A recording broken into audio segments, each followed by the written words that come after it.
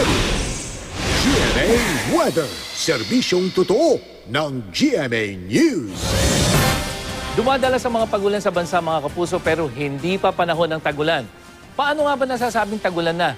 May piling weather station dyan po sa may western section ng Luzon at Visayas na binabantay ng Pag-asa at minomonitor ang dami ng ulang bumabagsak dito. Kapag magkakasunod na araw na naabot ang dami ng ulan na batayan ng Pag-asa, masasabing pumasok na ang rainy season na dulot ng hanging habagat. Ang western section kasi ng Luzon at Visayas ang pinaka naapektuhan ng habagat o ng southwest monsoon kapag umiral na ito. Sa ngayon, easterlies pa rin ang hanging namamayani sa malaking bahagi ng ating bansa at halos hindi pa umaabot sa atin yung southwest wind flow.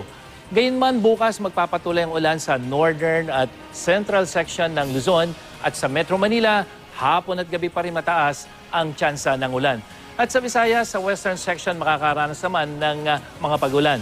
Ang Kalakhang Mindanao naman ang makakaranas ng mahina hanggang katamtamang lakas ng ulan.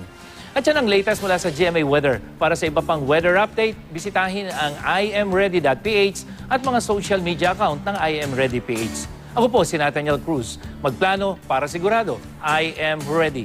Serbisyong totoo ng GMA News.